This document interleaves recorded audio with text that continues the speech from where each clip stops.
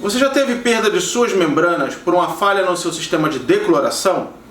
Hoje falaremos sobre esse tema, mas antes de começar, deixa seu like enquanto assiste a vinheta do canal e não deixe de seguir o meu perfil.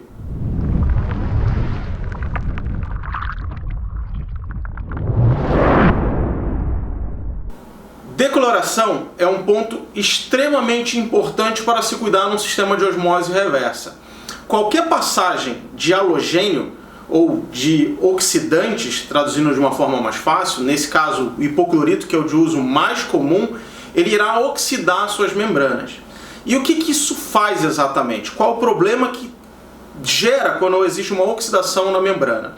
Para as membranas de poliamida, que fazem parte da grande maioria dos sistemas de osmose reversa, quando entra o ácido hipocloroso, ocorre essa reação de oxidante da camada de poliamida. E o que isso significa para você? Significa que a passagem de sais do seu sistema de osmose reversa vai aumentar. E de uma maneira mais direta e mais simples, a condutividade da sua água permeada vai aumentar. E isso significa, por exemplo, se você trata uma água de osmose reversa para uma caldeira de alta pressão, significa colocar mais purga no sistema, mais combustível vai ser gasto. E mais do que isso, se isso acontecer, pode ser que se você demorar a detectar isso, pode haver, por exemplo, uma contaminação no seu vapor, isso já atua a turbina. Então esse é um sistema muito crítico. Agora vamos pensar numa indústria farmacêutica, por exemplo, que faz água para injetáveis. A água precisa ter um nível de pureza extremamente elevado, então não pode passar salinidade. A gente está falando ainda de um risco muito maior potencial à saúde humana. Então vamos falar um pouco sobre decloração, direto ao ponto. O que é declorar? Declorar é retirar o íon cloro da sua água. E como é que isso é feito em escala industrial? Bom, ele é feito de duas maneiras. A primeira é filtro de carvão ativado. Essa é bastante utilizada há muito tempo. Tem seus benefícios e malefícios. A segunda é a decloração química. Usualmente se usa metabisulfito de sódio ou bisulfito de sódio. E esse é um ponto importante. Posso usar qualquer metabisulfito, qualquer bisulfito? Não, de forma alguma. Essas moléculas ou esses reagentes, esses compostos precisam ter graus de pureza elevado. Imagina se você pega um bisulfito que contém uma carga de metais, ferro, muita impureza, manganês. Cada ppm que você coloca desse composto lá, você está agregando junto, por exemplo, ferro e manganês. Isso vai te trazer problemas enormes, podem te ajudar a te dar fouling mais rápido na sua membrana. Mas vamos voltar um pouco à decloração. E eu queria explicar um pouco o que ninguém fala, que é como é que essas reações ocorrem. Por que elas são importantes? E eu ainda vou te deixar nesse vídeo uma dica importantíssima, falando sobre a questão microbiológica quando se compara nessas duas tecnologias, porque usualmente não se pensa nisso, e ainda, como é que faz uma decloração química para que ela seja efetiva? Porque talvez você que esteja vendo aí do outro lado já esteja até pensando, poxa, eu já perdi uma membrana por uma deficiência da minha decloração química. O que eu preciso fazer para que isso não ocorra novamente? Então eu vou falar sobre isso ainda durante esse vídeo. Mas vamos lá, vamos entrar um pouco na parte química do negócio. O metabisulfito de sódio, ele em água, ele vai reagir para formar o bisulfito. O que é o metabisulfito? Ele é o Na2S2O5. Em água, ele vai reagir e vai formar o NaHSO3. Essa é a reação que ocorre quando você coloca o metabisulfito. O metabisulfito não vai fazer o abate direto do hipoclorito. Quem vai fazer é o bisulfito de sódio. E como é que ele reage com o ácido hipocloroso? O bisulfito de sódio mais o ácido hipocloroso, ele reage em meio aquoso e ele vai gerar subprodutos. E os resultados desses subprodutos são feitos através do abate desse íon ácido hipocloroso, na verdade desse composto e não íon. E ele vai gerar ácido sulfúrico mais ácido clorídrico mais sulfato de sódio. Bom, essa molécula, como eu disse, você pode ter ela adicionando metabisulfito de sódio ou diretamente o bisulfito de sódio. Agora um ponto importante, eu vejo muitas empresas tentando fazer isso. A empresa compra o bisulfito de sódio para tratar a caldeira, para fazer sequestro de oxigênio na caldeira. E a grande pergunta é, pode usar o mesmo? E a resposta é definitivamente não.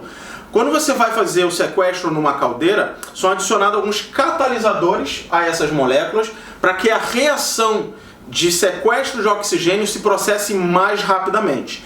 Então, você não pode usar isso no seu sistema de osmose reversa. Luiz, posso comprar bisulfito em sódio, pó e fazer a solução? Até pode, não vejo nenhum problema. Qual é o desafio disso? Primeiro, saber a pureza que você precisa comprar.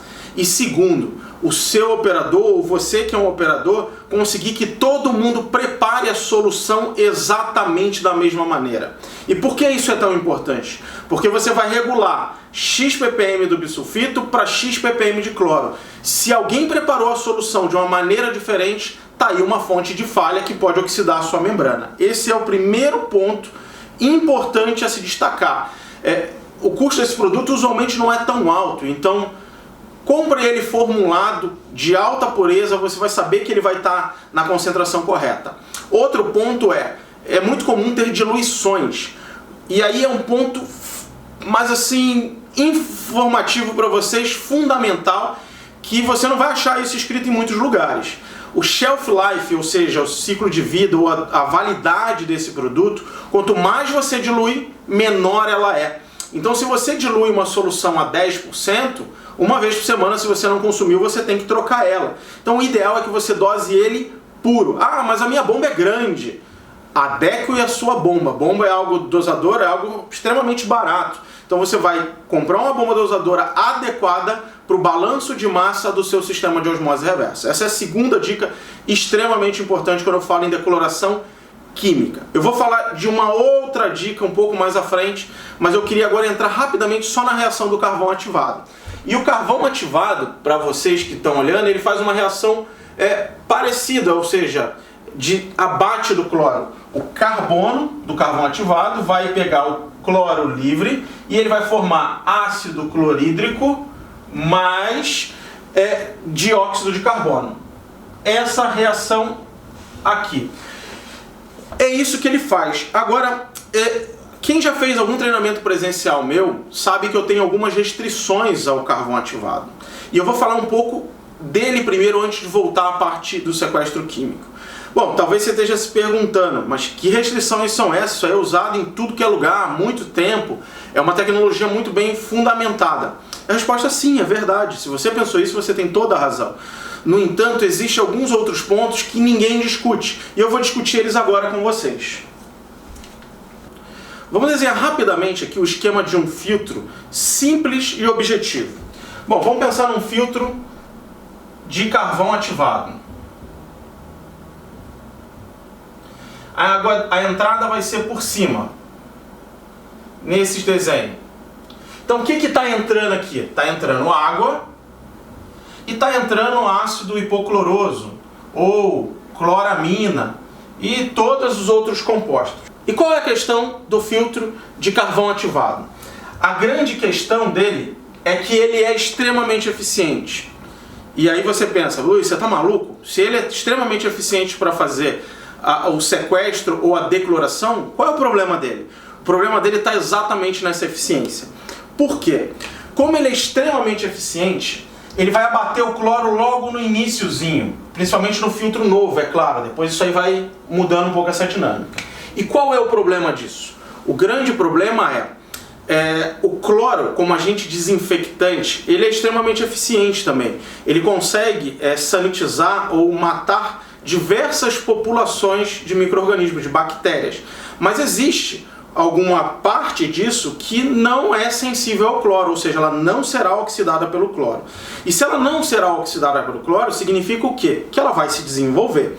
E agora pensa comigo, se você matou o cloro logo no início, Esses micro-organismos que não são sensíveis ao cloro vão usar o carvão ativado como suporte. Ou seja, eles podem se fixar ao carvão ativado e começar a se desenvolver. Ou seja, a população bacteriológica vai crescer muito. Então, vê se isso já aconteceu na sua planta. Você faz uma contagem aqui microbiológica na entrada, vou chamar de contagem 1, e você faz uma contagem na saída do filtro de carbono. E às vezes, C2, ou seja, a saída é maior do que C1. E por que isso? Exatamente por esse motivo. O cloro que estava aqui, ele não estava oxidando esses micro-organismos, mas ele tinha um efeito de não deixar que isso se proliferasse. A partir do momento que o cloro é zero e aqui tem as condições propícias de temperatura, algum nutriente, por exemplo, um traço de nitrogênio, um traço de fósforo, um pouco de matéria orgânica que tenha passado aqui, vão dar as condições propícias para que isso se desenvolva. Então, em sistemas de osmose reversa, muitas vezes o filtro de carvão pode servir de suporte para que haja maior desenvolvimento microbiológico e isso provoca mais fauna na sua membrana. Mas de uma maneira geral, o que isso significa para você? Significa que o ΔP do teu sistema vai aumentar. Significa que você vai ter que fazer mais limpeza química. Significa que você vai ter que, digamos, ser mais agressivo com a sua membrana. E no final do dia a vida útil dela vai diminuir pelo número de limpezas a mais que você vai ter que fazer. Então essa é uma grande desvantagem do filtro de carvão. Agora, isso não é uma verdade absoluta, é claro. Tem águas que não apresentam esse tipo de problema e essa solução é incrível, porque você não tem custo com químicos. Em outras águas, se você botar um filtro de carvão na frente, isso pode ser um grande problema. O período de contaminação e recontaminação é muito grande, aí você começa a ter que adicionar muito biocida não oxidante, às vezes dosar continuamente um biocida não oxidante. E isso eleva muito o seu custo de operação.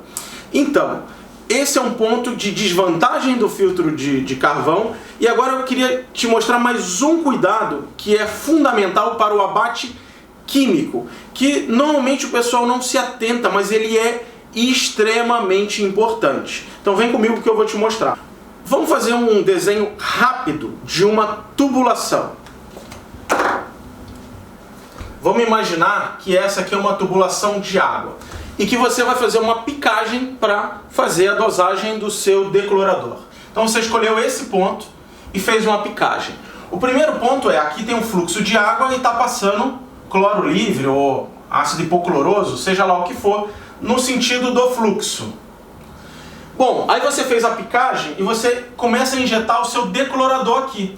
O que acontece é que a velocidade aqui é tamanha que a distribuição do teu agente declorador ela não é completamente uniforme nem homogênea. Então todo o íon ou todo o composto como o cloro que tiver aqui em cima vai ser declorado quase que instantaneamente. Mas o que ele não conseguiu homogeneizar não vai abater. E esse é um dos motivos muito comuns pelo qual as membranas são oxidadas pela ação de agente oxidante. Porque vocês não dosam exatamente do jeito que deveria. Muitas vezes as pessoas pensam, eu vou contar com as curvas, porque aqui vai gerar uma região de turbulência e vai homogeneizar. Verdade, melhora a homogenização, mas é a melhor maneira, é a maneira mais segura? A resposta para isso é absolutamente não. O que você precisa fazer é, vou dar duas opções. Colocar um misturador estático e dosar no misturador estático. Opção 1. Só que isso aqui é um pequeno trombolho, um equipamento grande que funciona muito bem.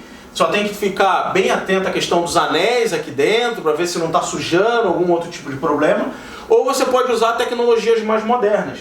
Existem bicos que são utilizados em linha como se fosse um multiventuri. E aí quando esses bicos são utilizados, o que ele faz é isso aqui, ó.